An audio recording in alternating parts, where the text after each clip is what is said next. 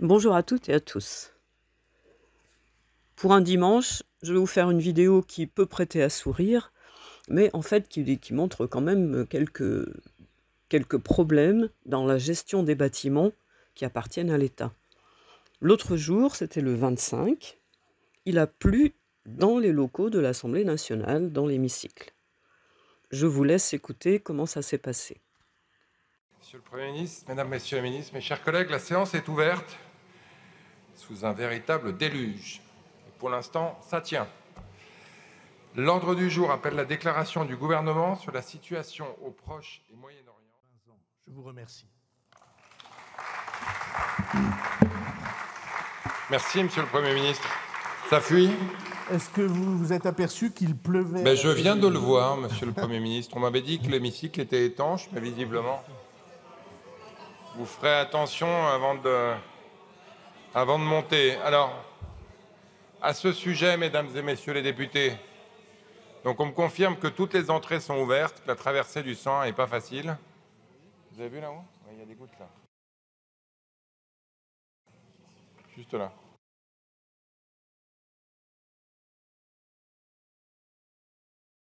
On va envoyer les pompiers.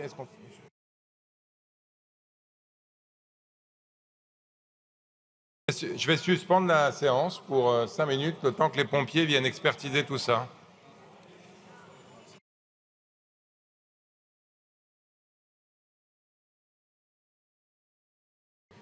Monsieur le Premier ministre, Mesdames, Messieurs les ministres, mes chers collègues, la séance est reprise. Donc c'est un incident dû évidemment, vous l'aurez deviné, aux pluies torrentielles qui se sont abattues sur Paris. On a eu une petite fuite là-haut qui s'est traduite par l'installation de tapis absorbants qui vont éviter qu'elle se reproduise. On a aussi mis un petit tapis là pour assurer que les quelques gouttes qui pourraient encore subsister n'aspergeront pas les orateurs. Merci d'avoir essuyé les plâtres, si je puis dire, Monsieur le Premier ministre. La séance est reprise. Et la parole est à Madame la Présidente Panot pour la France Insoumise, Nouveau Front Populaire, pour 10 minutes.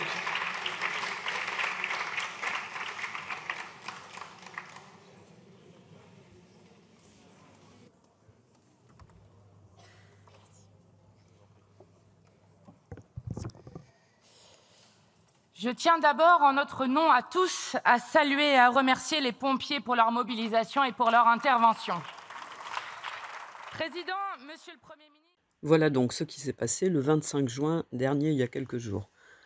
Alors, j'ai cherché un petit peu pour voir s'il y avait une vétusté particulière de ces bâtiments du Palais Bourbon. Et en fait, j'ai trouvé quand même quelque chose d'assez intéressant et un peu surprenant. En 2019, donc c'est pas très vieux, il a été prévu des rénovations à l'Assemblée nationale pour un chantier de 25 millions d'euros. Il est précisé sur un article du Figaro: des travaux moins coûteux mais pas moins emblématiques concernent la toiture de l'hémicycle qui date de plus d'un siècle et dont l'étanchéité n'est plus assurée, en dépit des réparations partielles effectuées au fil des années, comme on a pu le constater encore le 20 juin dernier à la suite d'un orage. Il pleut parfois sur les députés, a confié une source parlementaire à France Info. 3 millions d'euros seront débloqués pour colmater ces fuites. Conséquence, l'hémicycle sera fermé pendant 3 mois, de juillet à septembre 2020. Cet article date du 27 juin 2019. Donc en 2020, 3 millions d'euros ont été alloués pour réparer la toiture du Palais Bourbon. Alors moi je ne sais pas, mais une toiture depuis 2020, qui a fait le boulot, comment, voilà, on pourrait se poser des questions. Parce que là maintenant, il y a des choses à refaire. Donc ça va encore coûter de l'argent. Donc voilà, la gestion du patrimoine national, à mon avis, c'est pas tout à fait performant pour le moment.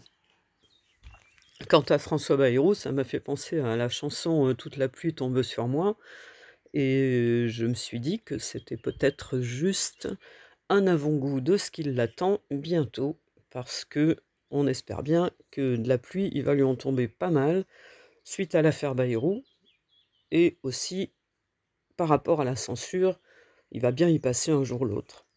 Voilà, je vous souhaite un bon dimanche et je vous dis à bientôt. Au revoir.